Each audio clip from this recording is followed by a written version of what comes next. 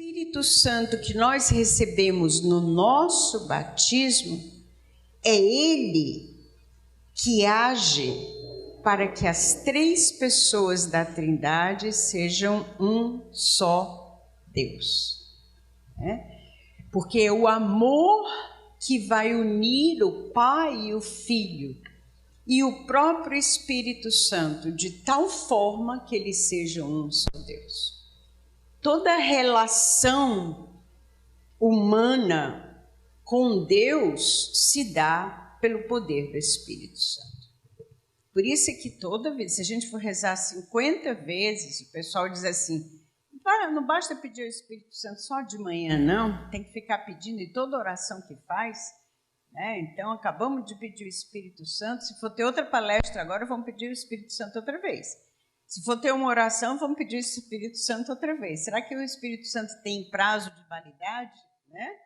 Então, não é isso. É que para eu me relacionar com Deus, eu necessito do Espírito Santo.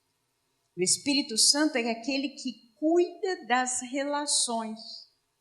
É aquele que unifica, que faz um. Então, o Pai e o Espírito, o Pai, o Filho e o Espírito são um, graças a esse amor da Trindade, esse amor em ato, que é a pessoa do Espírito Santo. Então, qualquer relacionamento de amor entre eu e meu irmão de comunidade, entre os membros da minha família, entre minha namorada e eu, entre meu namorado e eu, entre meu marido e eu, entre meu superior e eu, entre a moça que está me atendendo da loja e eu. Qualquer relacionamento pode ou não ser santo, dependendo da minha abertura ao Espírito Santo de Deus. Não, qualquer cristão vai se relacionar, por exemplo, com um caixa do supermercado de uma maneira diferente de um não cristão. É verdade? Deveria ser assim. Porque até o meu relacionamento com o caixa do supermercado, que passa ali 5 minutinhos, passa as minhas compras, me diz o preço, me dá o troco, ou passa o meu cartão, até esse relacionamento, ele deve ser feito no Espírito de Deus. O Espírito de Deus, agora vem o nosso tema, é fonte da vida, é fonte de vida, e é fonte de água viva. Eu vou deixar isso para o Elton, tá? Mas ele é fonte de vida e fonte da vida verdadeira. Toda vida que é verdadeiramente vida de Deus em nós, tem como fonte o Espírito Santo. Não adianta você procurar outra fonte. Hoje em dia está em moda o coaching, que não é uma coisa que combine muito com uma caminhada no Espírito. É em Deus que está a minha esperança, é em Deus que está a minha confiança. Está em moda também a busca dos filósofos, Está muito engraçado a gente ver o pessoal seguindo os filósofos nas redes sociais, decorando frases do filósofo X, do filósofo Y, do filósofo Z. Então, aquilo me dá uma tristeza quando eu vejo pessoas, às vezes, consagradas, pessoas que fazem parte de movimentos sérios, buscando o filósofo X. Não importa qual seja, não estou dizendo que eles sejam maus filósofos, não. Eu não estou dizendo que eles sejam maus filósofos, não. Eu estou dizendo é que nós, batizados, nós temos uma fonte que é a única fonte de vida, é a única fonte de água viva. E se por acaso, e certamente isso existe, se um filósofo desse faz alguma coisa que me leve, ou diz alguma coisa que me leve a Deus, foi pelo Espírito Santo que ele disse. Não sei se vocês entendem. Não há verdade fora do Espírito de Deus. Então, às vezes, você pega um filósofo que fala mal da igreja. Eu recebo muito WhatsApps com encaminhando essas coisas de filósofo. Aí eu digo, Senhor, hoje tu queres testar a minha paciência, tudo bem. Aí eu pego o link lá do filósofo e vou saber qual é a origem daquela frase dele. O que ele diz da igreja? O que ele diz da palavra de Deus? O que ele diz acerca da verdade?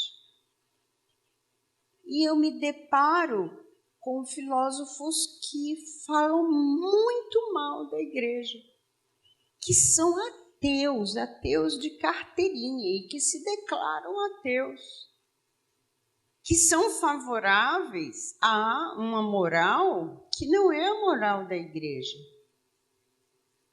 E porque aqui e ali dizem uma coisa lógica e bonita, aquela lógica e bonita que eles disseram viraliza. E eu começo a seguir o filósofo. Não há verdade fora do Espírito de Deus.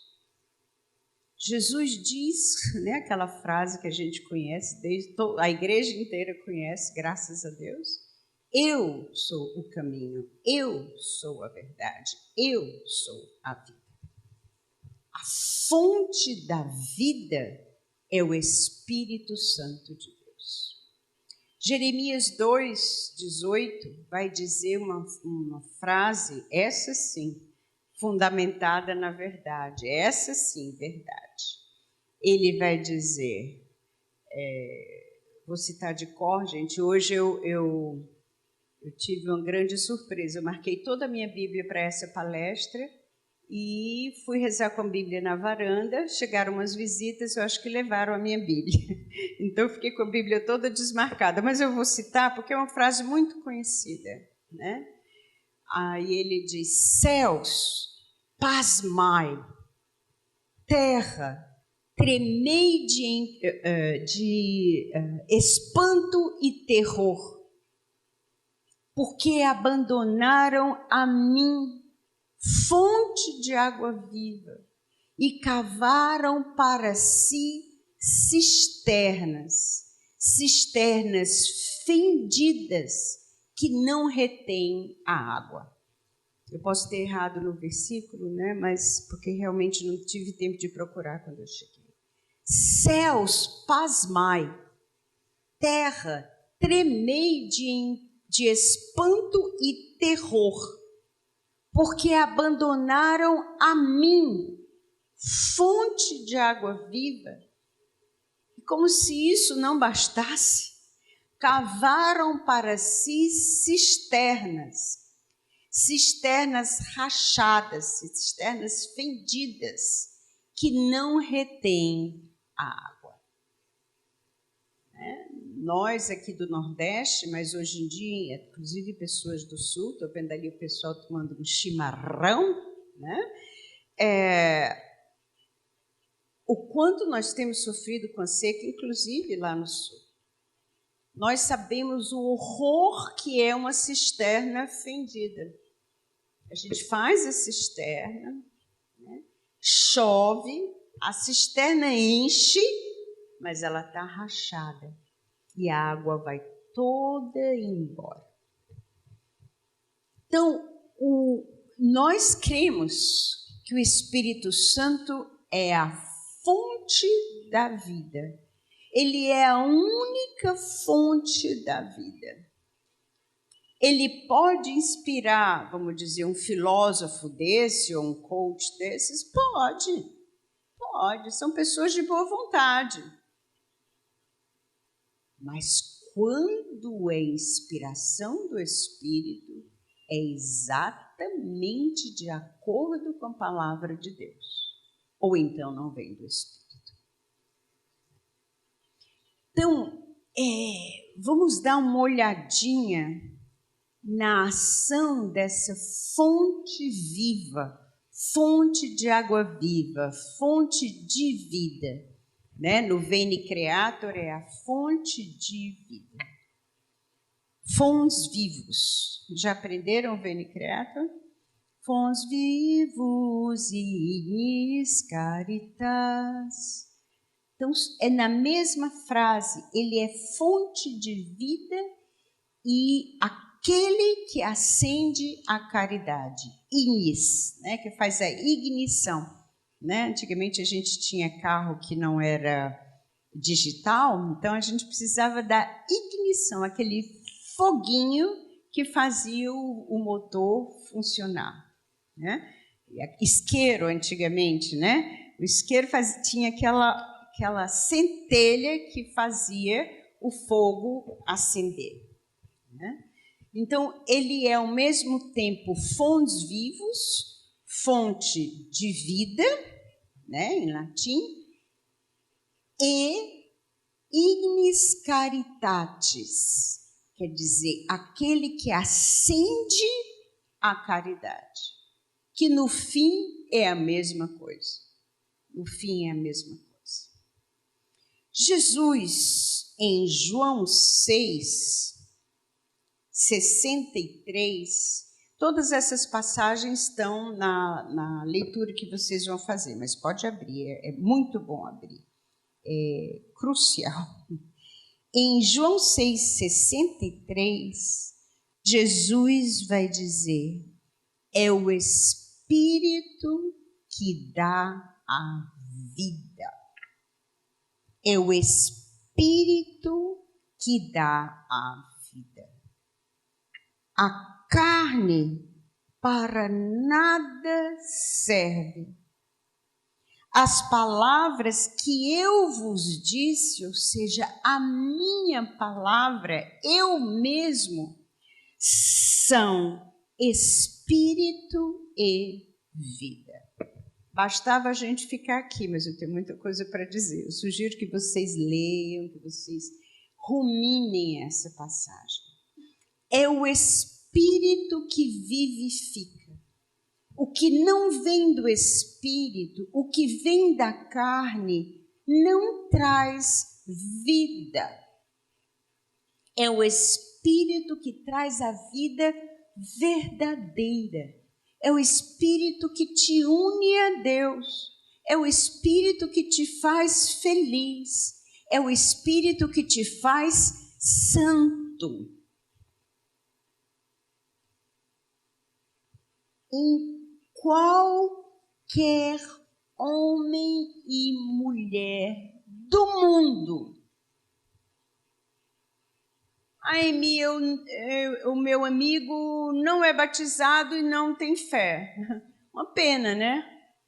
Mas tudo que levar o teu amigo à verdade e a Deus é obra do Espírito Santo, que não habita nele, porque o pobre não é batizado. Mas o Espírito conduz o povo de Deus.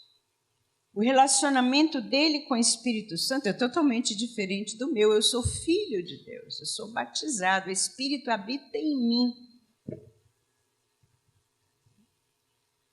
Mas tudo que é verdade, tudo que leva a Deus, não tem outra fonte.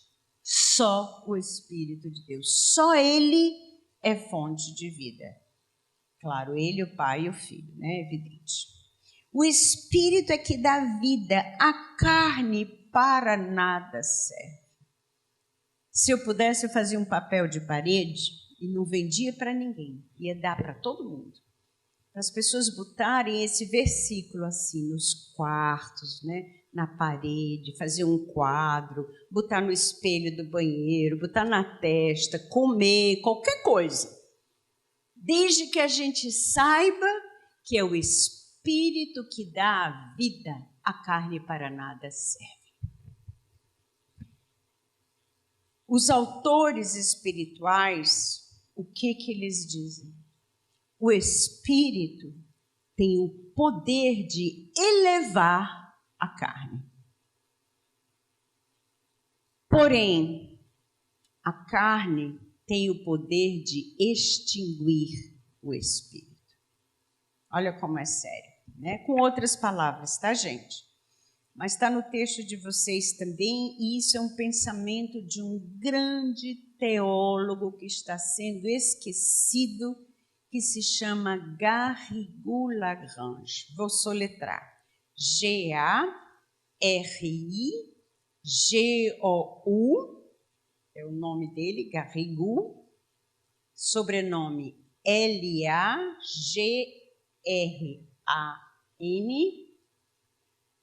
L-A-G-R-A-N-G-E. Garrigou, que é um nome bem estranho, né? Deve ser santo, porque com o nome desse, pobre. Então, Garrigou-Lagrange. O Garrigou-Lagrange, ele é dominicano e, evidentemente, é tomista. E o Garrigou-Lagrange teve vários seguidores muito bons, mas se você lê o Garrigou, você vai entender que nós temos um organismo espiritual. Do jeito que nós temos um organismo, vamos dizer assim, biológico, né? Enquanto nós estamos aqui, vocês estão fazendo a digestão do café, né? O organismo de vocês está funcionando, tá? Vocês estão, enquanto nós estamos aqui, o sangue de vocês está circulando, né? Por favor, não inventem de parar essa circulação. O coração está batendo, o cérebro está pensando, não é? Então, nosso organismo biológico e psíquico existe. Porém, existe também um organismo espiritual, que é muito mais valioso, muito mais belo, muito mais alto, muito mais sublime do que o organismo biológico, que é uma beleza, né? Quando a gente vê a medicina, quando a gente vê a ação da medicina num parente nosso, num amigo que está doente, você diz, meu Deus, que coisa estupenda, que coisa maravilhosa. Eu fiz uma vez um cateterismo, né? E pedi ao médico para virar a televisão para mim, né? Que eu pedi que não me sedasse, né? E aí ele pôs aqui pela perna o cateter e eu fiquei olhando, disse, vai me explicando. Ele foi me explicando por onde o catéter estava passando, por onde a veia ia, o que ele ia ver. Aí mostrou meu coração, né? Que naquela época não tinha uma placa de colesterol, agora tem, né?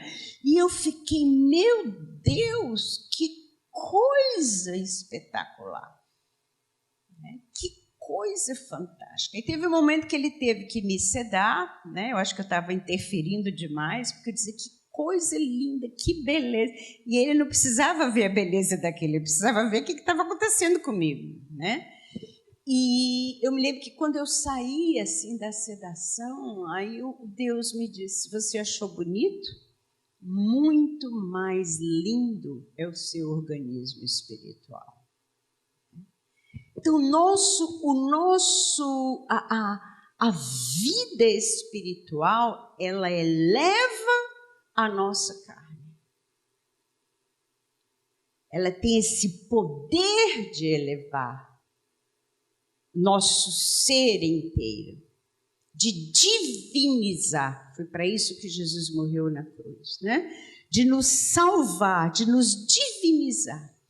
Porém, a vida na carne tem o poder de extinguir o Espírito. Lembra São Paulo? Não entristeçais o Espírito de Deus. Em outras traduções, não extingais o Espírito de Deus. Não apagueis o Espírito de Deus. Não desprezeis o Espírito de Deus. E aí você vai dizer, e qual é o alimento dessa vida que vem do Espírito? Qual é o alimento dessa vida espiritual? A gente vai ver já. Vamos voltar para João.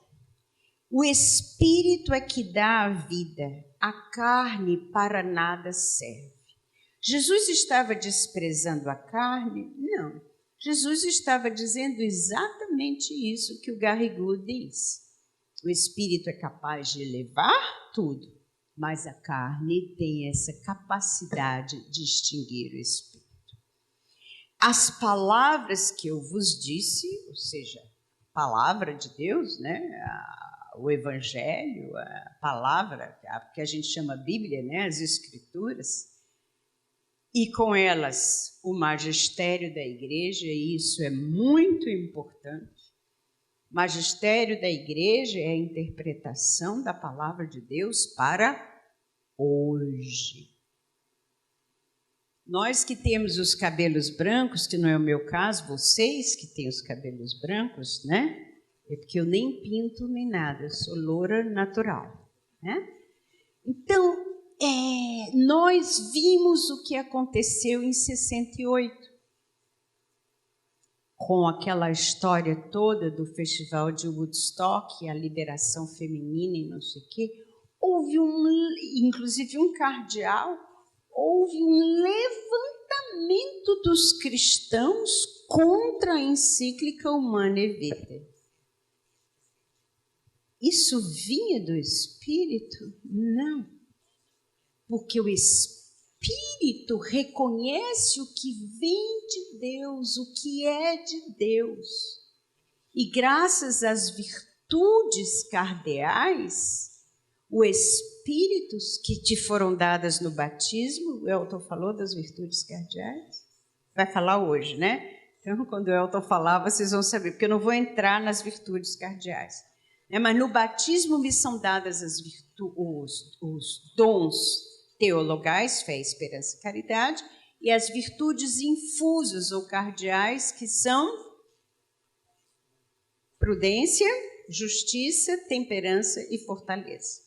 Então, graças a essas virtudes cardeais, os cristãos teriam que, como pessoas que vivem no Espírito, deveriam ter sido os primeiros a acolher aquela palavra do magistério da igreja, que era absolutamente profética.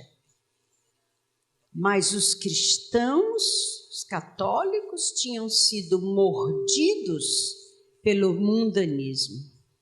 Os católicos tinham sido mordidos pela serpente e recusaram literalmente o magistério da igreja.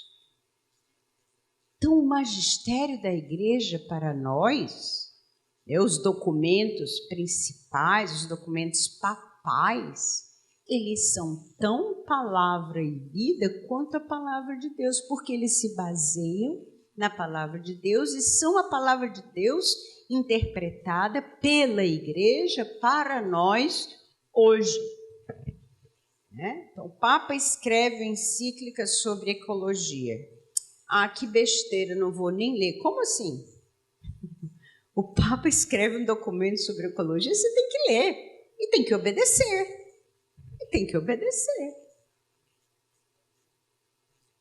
Eu gosto muito de jardim e planto muita fruta e trato de fruta e trato de flor e trato de tudo. Eu comecei a tratar o meu jardim diferente depois que eu li a encíclica do Papa sobre ecologia. Porque é aquilo que Deus quer. Eu comecei a tratar o meu lixo diferente, porque é aquilo que Deus quer. Deus vai se meter com o lixo da sua casa? Vai. Porque Ele quer elevar o lixo da minha casa. Ele quer fazer com que o lixo da minha casa não seja lixo. Ele quer fazer que o lixo da minha casa seja um bem para o meu irmão. Entende? Então, quando Jesus diz, as palavras que vos disse são espírito e vida, Jesus está se referindo ao pão do céu, que ele acabou de falar, né? João 6, mas Jesus está se referindo à sua palavra como interpretada pelo magistério da igreja. Tá? Então, aqui a gente tem, como eu disse, um mundo. Primeiro, é o Espírito que dá a vida. Qual vida? A vida sobrenatural. A vida eterna. É o Espírito que dá a vida. Por isso é que eu quero fazer meu papel parede. É o Espírito que dá a vida. A vida sobrenatural, a vida eterna. A vida nesse organismo sobrenatural que é um desconhecido para 900% de nós. Nós não sabemos como lidar com o nosso organismo espiritual. Eu vou já dizer. A carne para nada serve. Os desejos da carne, o poder, o possuir, as concupiscências, o prazer, a idolatria. As concupiscências nos levam à idolatria. E você quer conhecer uma época da história? Olhe para as concupiscências que eles exerciam. Você quer conhecer os romanos? Estude o que eram, por exemplo, os banhos romanos. E vocês vão ver que os romanos idolatravam o poder e que o poder vinha junto com o sexo. O ídolo deles era o sexo. Para os romanos, matar uma criança não era problema nenhum. Porque o sexo estava acima da vida. Então, hoje os arqueólogos encontram centenas, milhares de ossos de crianças quando eles fazem as escavações nos territórios romanos. Dá para entender? Então, você lendo as épocas, você vê a idolatria das épocas a partir da concupiscência daquela época. Do desejo de prazer, de poder e de possuir. Por isso é que ontem eu falei que Mamon, né, segundo Raniero Cantalamessa, segundo o Papa Francisco, ele é o pai de toda a idolatria do nosso tempo. O Deus dinheiro que dirige a nossa vida, que fez com que as mães passassem o dia fora de casa. Nós estamos na segunda geração de órfãos. Segunda-feira passada, um menino de 14 anos se jogou pela janela porque levou uma bronca da mãe. A orfandade. Por quê? Porque é preciso que o pai e a mãe trabalhem para ter mais dinheiro, para viajar mais, para curtir mais a vida, para que meu filho tenha o que eu não tive. Grandes coisas. Entende, gente? Hoje, lendo a nossa história, nós veremos a idolatria do dinheiro, a carne, a concupiscência dos olhos. João fala, né? João vai falar da concupiscência dos olhos, da concupiscência da carne e da concupiscência da vida.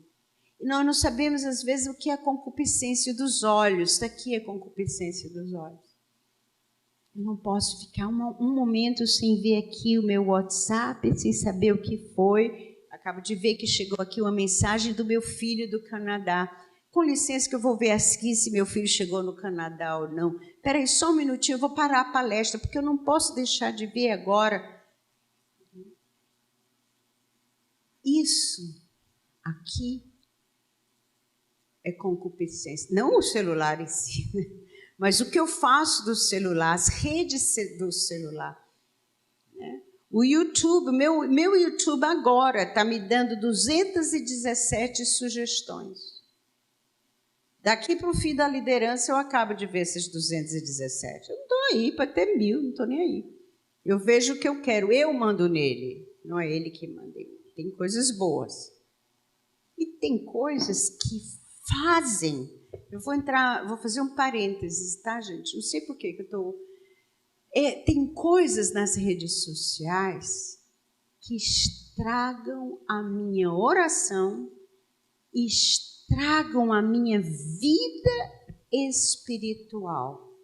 Atenção, porque me fazem raciocinar diferente do raciocínio de Deus. O que eu estou dizendo é muito grave. As redes sociais, o que é, meu filho?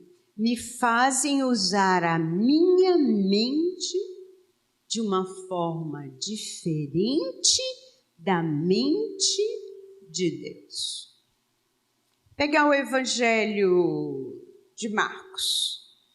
Vamos voltar lá para Marcos, eu volto já para João. Aí a Mei vai ter que me dar mais 10 minutinhos, tá? Eu nem olho para ela porque... O que acontece? Vamos pegar o Evangelho de Marcos. Nós podíamos pegar qualquer um, tá? Marcos é o menor. Jesus, como a gente sabe, né, Deus não dá ponto sem nó. Deus não prega prego sem estopa, né? São 2 ditados que nós temos aqui no Brasil. O que significa? Em tudo, Deus tem um objetivo, tem uma lógica. Se eu pegar a história da salvação e for ver a ação do Espírito na história da salvação, eu vou ficar pasma. No início não havia nada, Deus criou o céu e a terra, Deus criou as águas, o Espírito de Deus pairava sobre as águas. E o Pai, no princípio que é o Cristo, pelo poder do Espírito Santo, criou todas as coisas. O homem peca. Um pecado do tamanho do pecado original corta o relacionamento com Deus. E o homem vai esperar uma nova intervenção do Espírito Santo na história. Aí, vou pular um tempinho, tá? Aí Deus chama Abraão. Deus envia Abraão. Deus capacita Abraão pelo poder do Espírito Santo e começa a criar um povo novo. E cada vez que esse povo faz uma besteira, como escolher o rei Saul, por exemplo, porque eu quero ser igual a todo mundo, se os outros povos têm rei, eu também quero ter rei. Olha o mundanismo. Olha o mundanismo que extingue o espírito. Olha o desejo da carne que extingue o espírito. O espírito intervém e manda Davi. Dá-se uma batalha espiritual do tamanho do mundo, que é uma batalha entre Saul e Davi, mas é uma verdadeira batalha espiritual. E Davi finalmente se torna rei de Israel. Pronto, agora nós estamos bem, né? Porque foi o ungido de Deus, então todos os nossos problemas estão resolvidos. Aí o Davi cai na concupiscência da carne, comete adultério.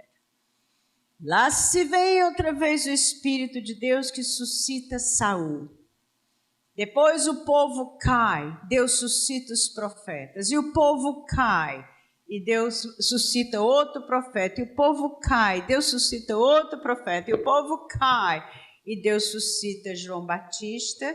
E aí vem João Batista, Maria, José, Isabel, Zacarias, aquela turminha cheia do Espírito Santo, que entra numa batalha espiritual com o mundo, e vem Jesus Cristo, aí é que a batalha fica feia mesmo, o Espírito Santo confirma, envia, sustenta, faz a quênose do Filho, ressuscita, começa a igreja cheia do Espírito Santo. Aí começamos nós, né? Aí a queda, aí o Espírito Santo suscita, aí cai, o Espírito Santo suscita. Suscita um concílio, suscita um papa, suscita santos. Um só santo, João Paulo II, um só santo é capaz de transformar o mundo. Um. Quando João Paulo II disse isso, ele disse: Jesus e os santos do Brasil. Espera aí, Nossa Senhora não aparece aqui.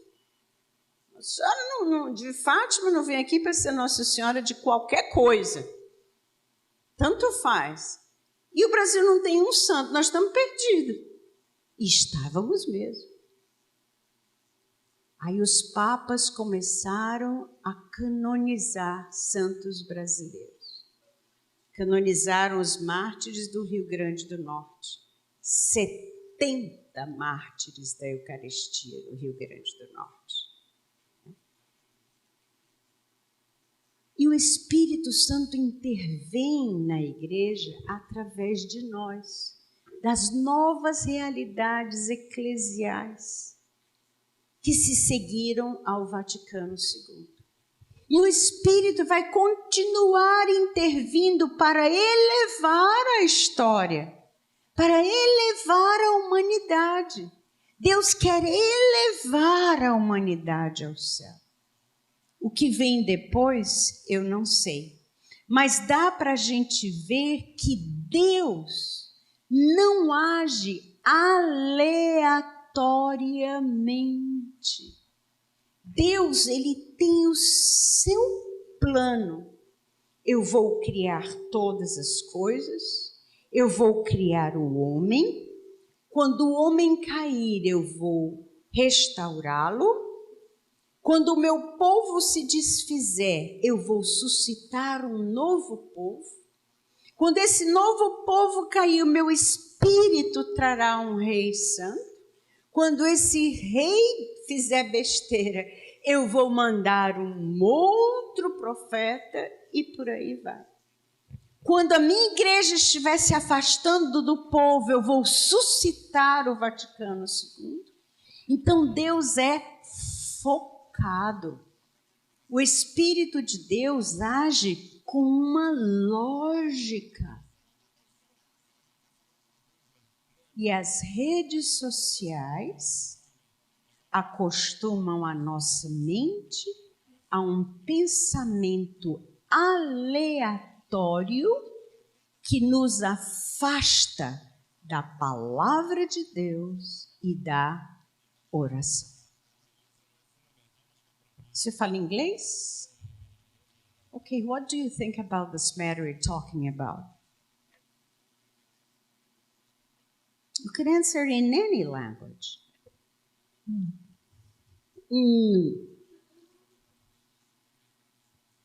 É como se eu falasse uma língua e Deus falasse outra. Vocês imaginam pela palavra de Deus, pelo magistério da igreja, Deus dizendo assim, esqueci teu nome. Deus dizendo assim, olha, eu ontem falei com a Dara, tudo bem? Aliás, a Dara tem cabelo liso, é igual dela, liso também. Não sei se tem chapinha. Aliás, eu estou precisando fazer uma chapinha no meu cabelo, porque ele está arrepiado. Eu vou fazer uma escova inteligente mesmo. Falar em escova, ela tem uma loja de que vende escova e maquiagem. Olha que legal. Aliás, a maquiagem é um dos produtos mais vendidos no mundo inteiro. E ele é um economista, eu vou conversar com ele sobre isso.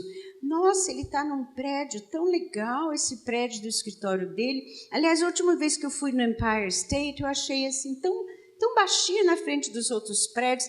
Aliás, eu sou baixa, né? 1,60 m, só 1,59 m, e cada vez diminuindo mais, porque a velhice vai diminuindo mesmo a pessoa. Aliás, eu preciso ir no geriatra, né? Tem vários geriatras bons, mas eu acho que o melhor geriatra, não, é coisa de melhor, eu adoro presunto. O melhor presunto para mim é o presunto de Parma, né? Falar em Parma, eu acho que os italianos vão ganhar a Copa esse ano, né? Isso é um pensamento aleatório. Isso é o tipo de pensamento das redes sociais. E os jovens, especialmente, porque não têm a mente formada, né? Os jovens, especialmente, eles estão tendo muita dificuldade de rezar, muita dificuldade de ler a palavra de Deus e dificuldade até de prestar atenção numa palestra como essa. Fui pregar no Acampus, sexta-feira, anteontem. Né? Ontem eu ainda estava toda doída. Né? Vocês notaram que eu fiquei aqui assim, né? Nem me mexi. Por quê? Porque de 10 em 10 minutos você tem que dançar reggae. De 10 em 10 minutos você tem que se jogar no chão. Você tem que fazer uma brincadeira, porque eles não prestam atenção mais do que 10 minutos. E o normal, há 20 anos, era 20 minutos. Agora são 10.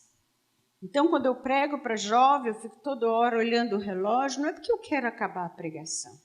É porque de 10 em 10 minutos eu tenho que fazer uma brincadeira.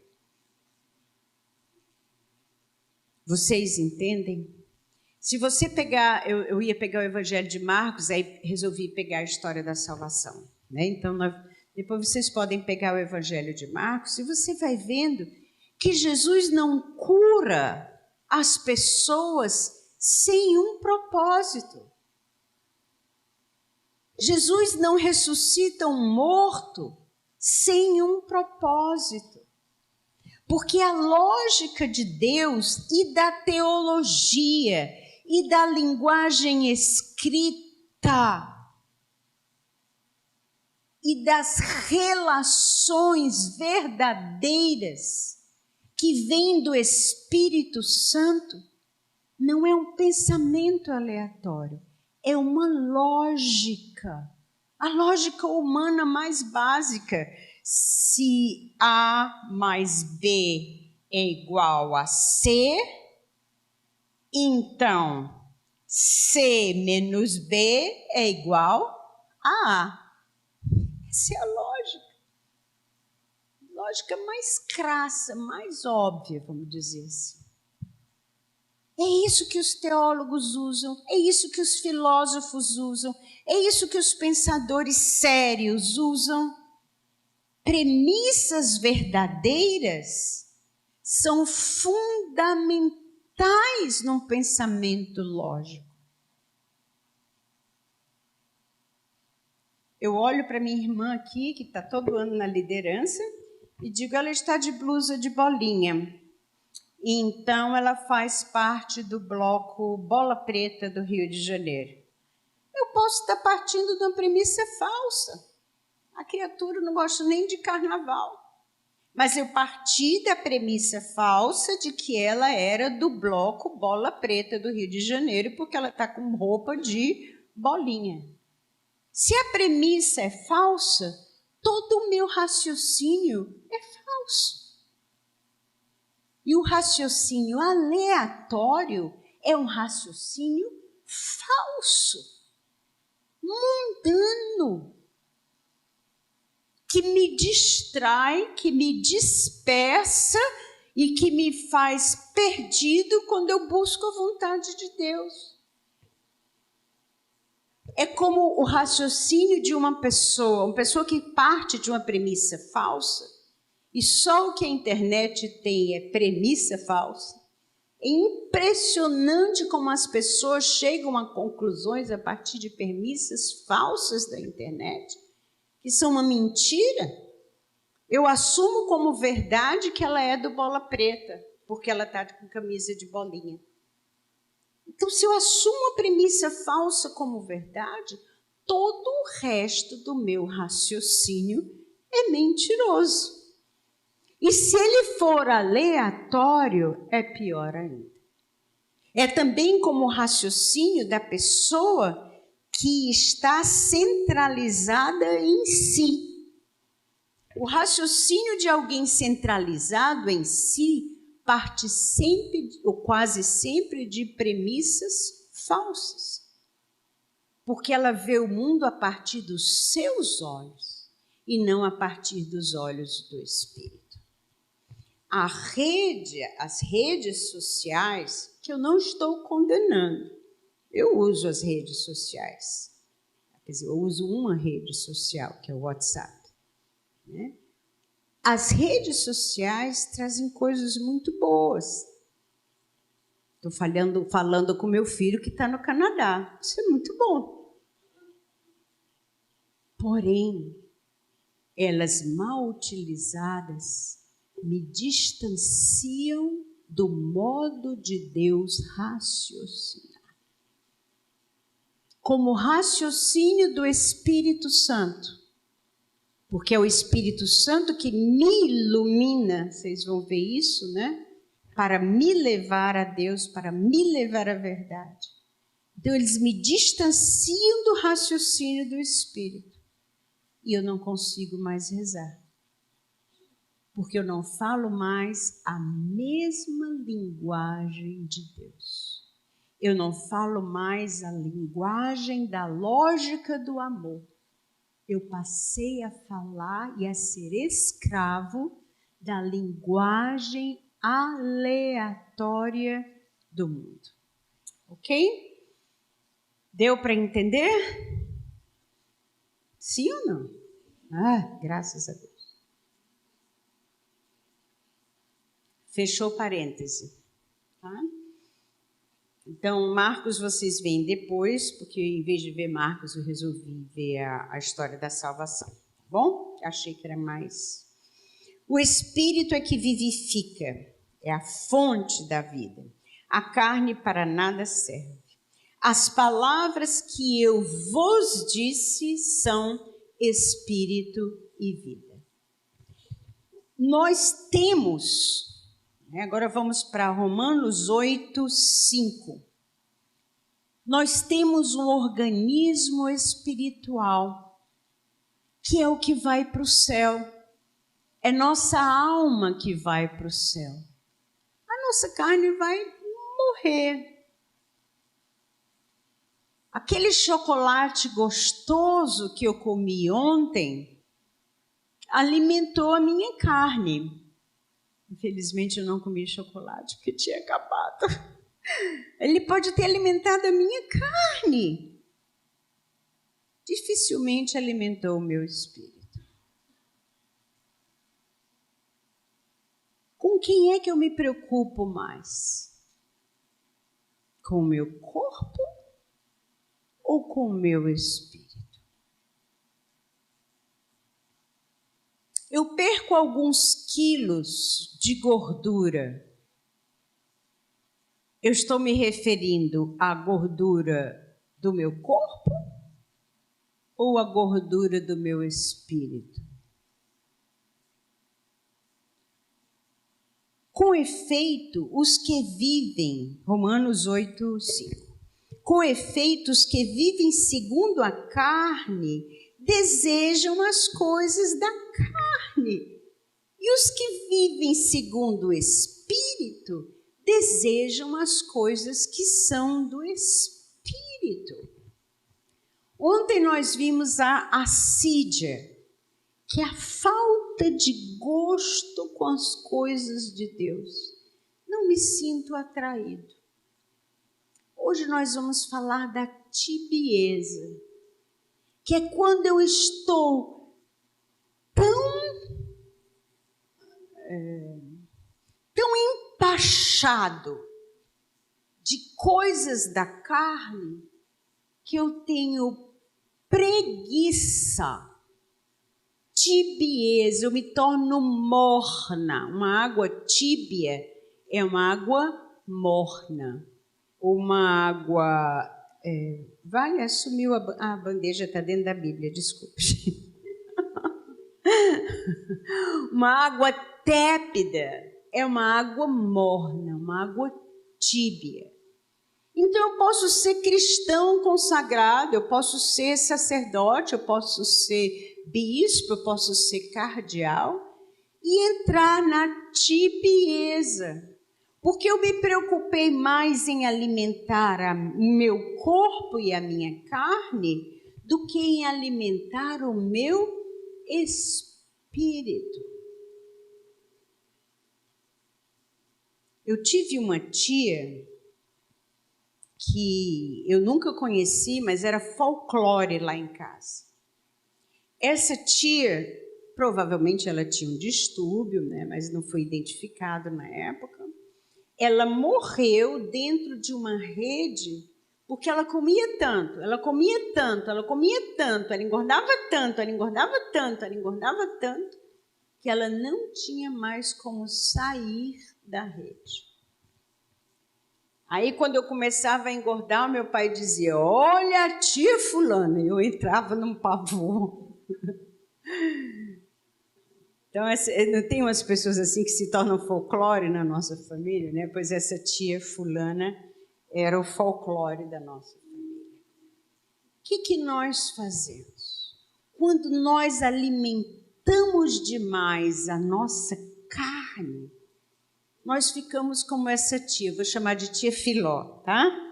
Porque aí está gravado, depois minha mãe vê, meus parentes veem, né? Meu pai no céu está vendo, oi papai, perdão, pronto. Então, a gente vai ficando tão pesado e vai gostando tanto da carne, do conforto da carne, da animação da carne, do poder da carne, do prazer da carne. Eu vou gostando tanto do dinheiro que a carne pode me dar, que eu vou me tornando pesado. Garrigou-Lagrange diz que essa pessoa, ela é como um pássaro que não consegue abrir totalmente as asas. Ela abre aqui no meio, porque é morna, é tíbia. Essas pessoas não vão voar. Santa Teresa dizia sobre essas pessoas, né? A Mei pode me ajudar se eu errar. Santa Teresa dizia sobre essas pessoas, não tenha medo, elas não vão fazer nenhum progresso. Não era isso que ela dizia? Não tenho medo que elas façam nenhum progresso, porque não vão fazer, são mornas, são tíbias. Então, quando nós alimentamos demais a nossa carne, seja porque nós queremos subir de posto, por causa do mundanismo espiritual, seja porque as nossas intenções ao entrar na igreja, ao servir a igreja numa realidade nova, as nossas intenções não são as melhores, são intenções mundanas, seja porque nós gostamos mesmo de ficar na frente da televisão, fazendo zap nos canais, ou porque a gente perde muito tempo nas redes, naquela concupiscência dos olhos, a curiosidade, um assunto que não tem nada com você, o YouTube te remete para ele. Seja porque nós comemos demais, dormimos demais, fazemos exercício físico de menos, satisfazemos as nossas vontades demais, nós nos tornamos mornos. Podemos ser religiosos, padres, leigos consagrados, nós nos tornamos tíbios. Porque é tão melhor ficar aqui nessa cama, que é tão mais gostoso. Ai, detesto peixe. Fazer abstinência, nem pensar. Come ovo. Então não come, melhor ainda. Jejua. Como é que nós alimentamos o nosso organismo espiritual? É outra palavrinha com A. Qual é? Não é acide, não é azáfama, porque a azáfama não vou falar, mas faz parte da acídia. Ascese. Ascese. O meu economista virou teólogo.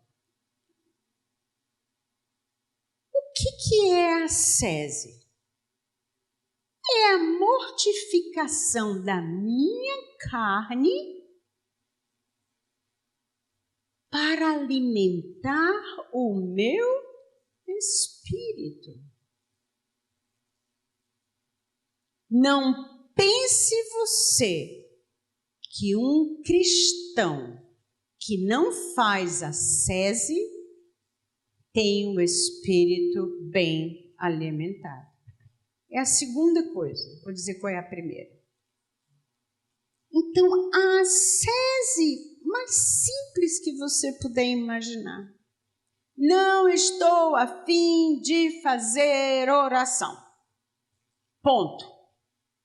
Mas porque eu amo Jesus, porque a minha vida espiritual é para sempre, e o meu estar afim ou não é para agora, eu vou rezar. É um ascese que vai te fazer viver uma virtude. Deus te deu no batismo a virtude infusa da fortaleza, e você, escolhendo Deus e dizendo não à sua vontade e saindo de você, pela virtude da fortaleza, você diz sim à vontade de Deus. Isso é ascese. Cuidado para não confundir com estoicismo. Os estoicos, eles faziam penitência pela penitência. Então, isso é alimentar a carne dele. Eu sou capaz de ficar sem comer por 3 dias. Vai tomar banho, qualquer pessoa é capaz. Entendeu? Mas no nosso caso, não.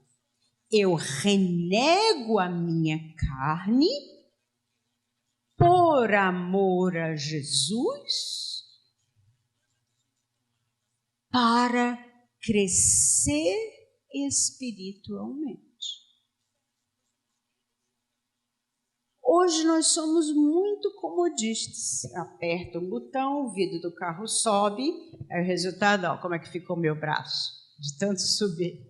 Se eu tivesse feito esse movimento, eu não tinha ficado com o braço mole assim. Uma coisa é ficar com o braço mole, outra é ficar com a alma mole. Eu aperto um botão, a televisão liga. Eu estava na Suíça uma vez pregando numa casa de retiro. Todo mundo estava olhando lá para fora para um capim que estava sendo feito. Aí eu me levantei para fechar as cortinas, né? Brincando, eu disse, vou fechar as cortinas para vocês não olharem. A cortina não vinha. Aí uma pessoa muito delicada, né? Disse assim, embaixo da tua mesa tem um botão. Eu... Aí voltei com aquele sorriso, né? Aí botei a mão embaixo da mesa, a mesa todinha, porque eu não sabia onde era, né? Porque eu não via nenhum fio, né? Aí a cearense foi lá, apertou o botão, era uma sala como essa. Todas as cortinas fecharam. Até hoje eu morro de vergonha, meu Deus. Mas é nosso hábito. É o nosso hábito. Que é tudo o mais fácil possível. A comida é pronta, a cama é pronta, o chuveiro, a água já vem quente, o sabonete só falta passar em você sozinho. Não tem mais o que fazer. E nós queremos que a vida espiritual seja assim. Não é. A lógica de Deus é outra. Eu preciso provar o meu amor a Ele. E eu provo o meu amor dizendo, essa Laís não sabe inglês, eu vou ensinar inglês a Laís. Né? A Marilene está triste, eu vou visitar a Marilene com um chimarrão. Né? Sem crachá, está doente, eu vou no hospital ver a Mazé. Eu queria ficar em casa. Viajar até o Rio Grande, não sei de onde ela é. De onde? É onde? No Rio Grande do Sul? Daqui que eu chego no Rio Grande do Sul são 12 horas de voo. Um voo mais barato, para em todo o aeroporto que vê. Me custa, mas eu vou. Porque eu amo a Deus e amo a Marilene. Me custa ensinar inglês a Laís. Eu vou ter que ficar perdendo não sei quantas horas. Mas eu vou porque a Laís precisa. E porque Deus habita na Laís. E porque a Laís é Deus. Assim, é Jesus para mim. Então, é assim que a gente alimenta o organismo espiritual. Quando eu saio de mim para amar. Quando eu deixo de fazer o que eu gosto para amar. Quando eu deixo de fazer, atenção, o que eu preciso para amar. Eu tenho uma filha que é psicóloga, é fantástica, absolutamente perfeita.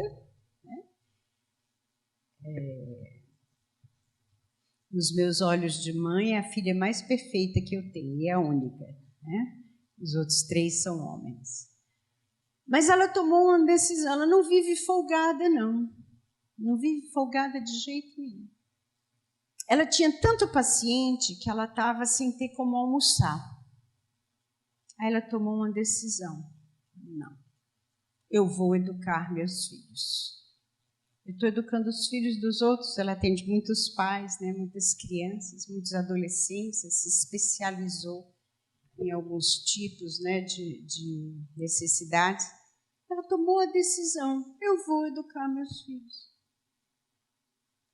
Eles ganham bem menos. A renda familiar caiu.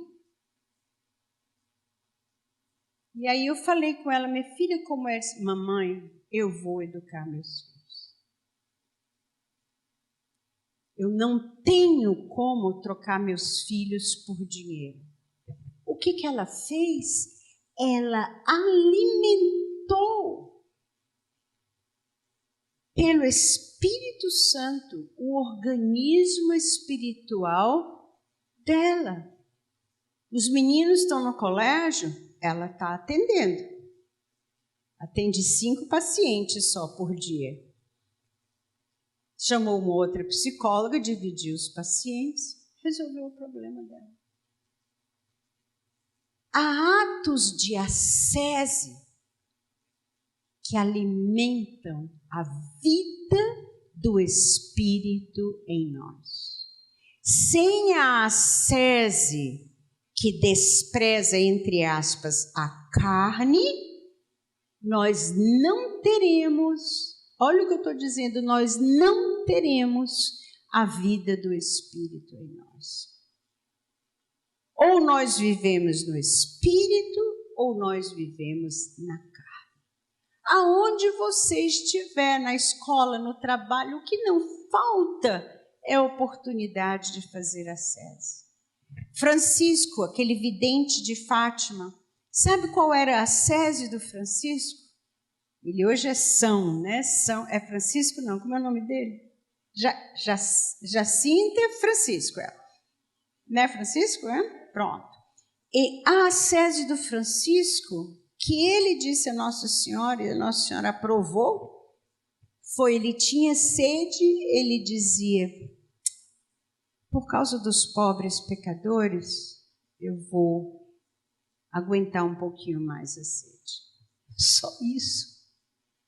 Só isso. E rezava o rosário, evidentemente. Só isso. A ascese da Jacinta, que nós saibamos,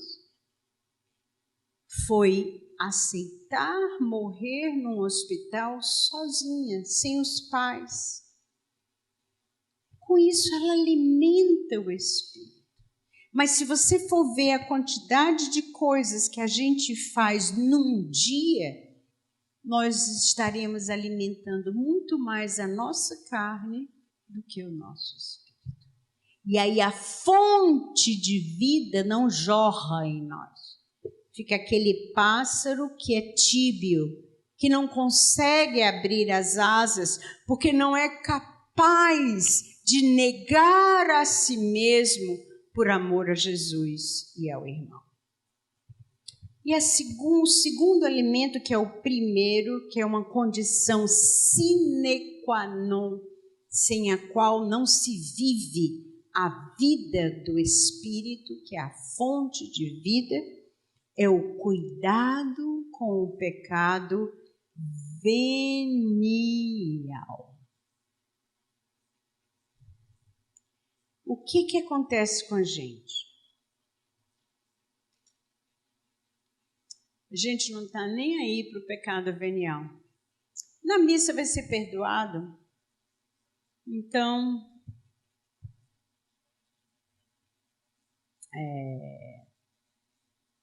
eu estou aqui com a Dara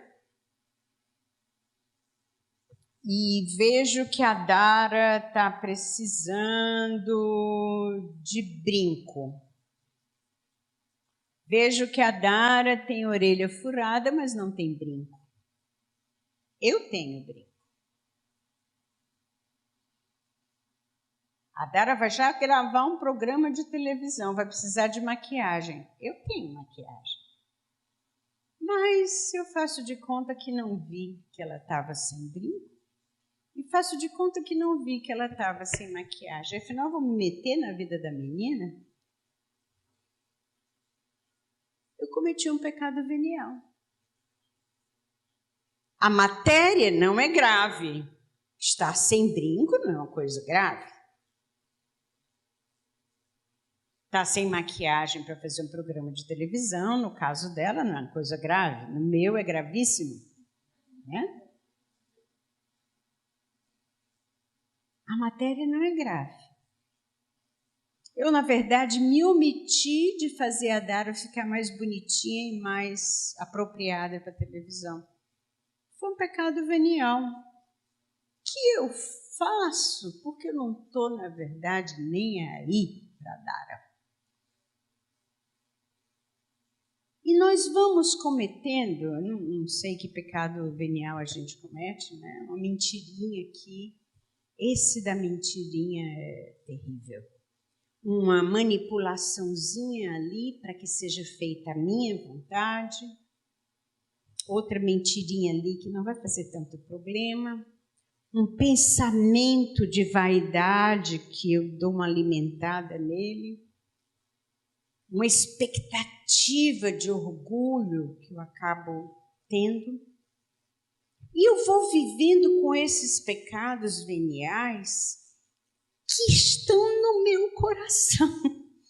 É do meu coração, né, do coração do homem, que saem as paixões, os adultérios, as mentiras, os roubos, os homicídios.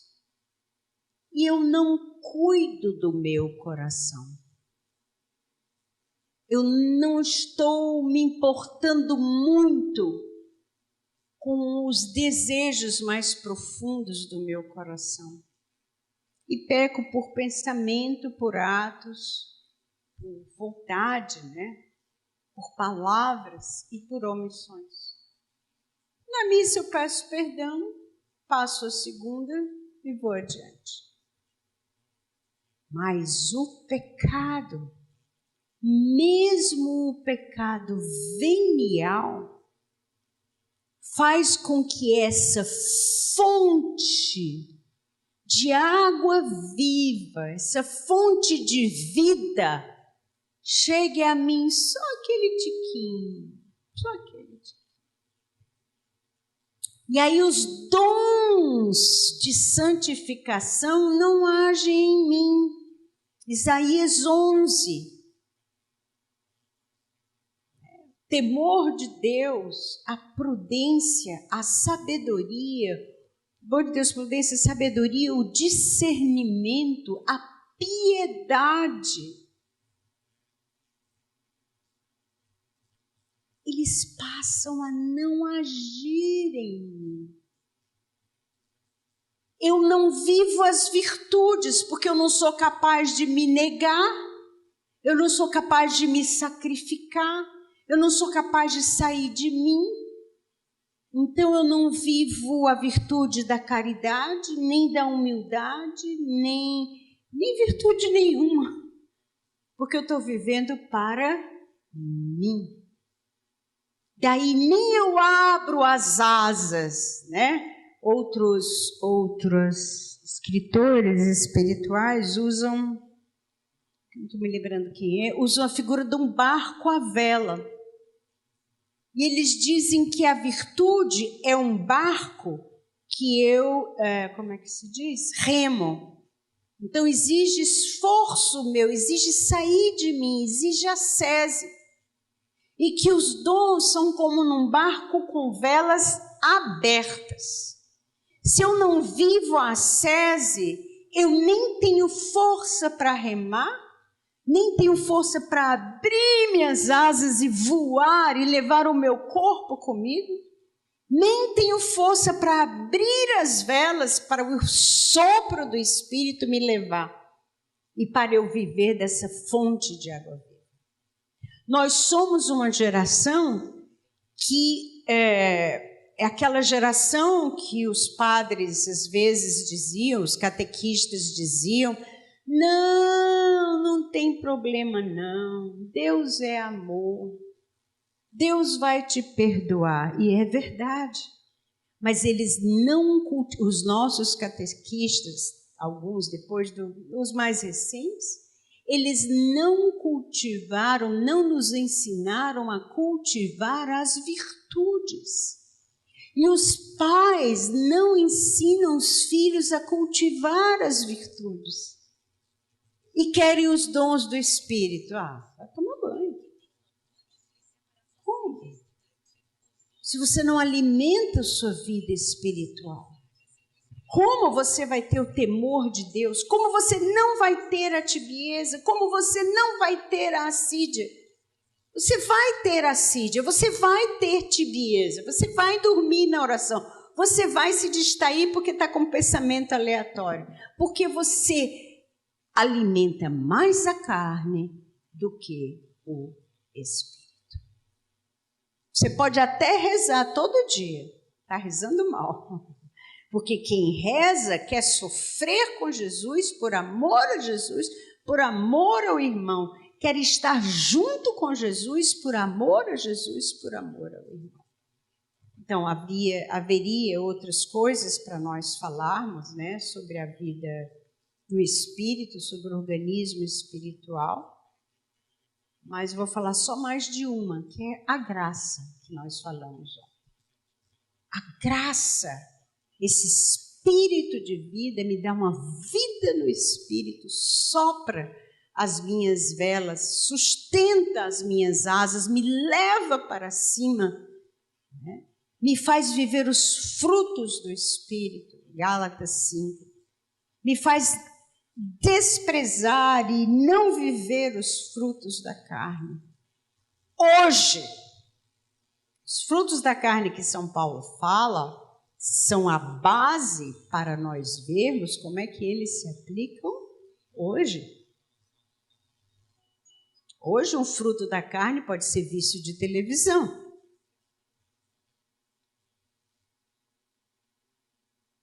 Que é uma alma tíbia. Então, a graça. Não, está em ordem de prioridade, tá? Evitar o pecado venial. Segundo, ascese. E junto com a ascese, a força da graça. Porque sem a graça, você não faz nada. Então, esse espírito que é fonte de vida é um espírito que quer nos elevar, nos santificar, fazer com que nós vençamos a batalha contra a carne. E do jeito que ele intervém na história da humanidade, ele intervém na tua vida hoje. Hoje. Tem gente que pensa que o Espírito Santo só age na renovação carismática. Deus me defenda, Deus me livre. Deus nunca ouça a sugestão dessa pessoa tão ignorante. O Espírito de Deus age na igreja e no mundo inteiro. E age nos batizados com um poder especial. Deus conta conosco para trazer a vida do Espírito à humanidade inteira. Amém? Não dá nem para fazer revisão, né? Ave Maria.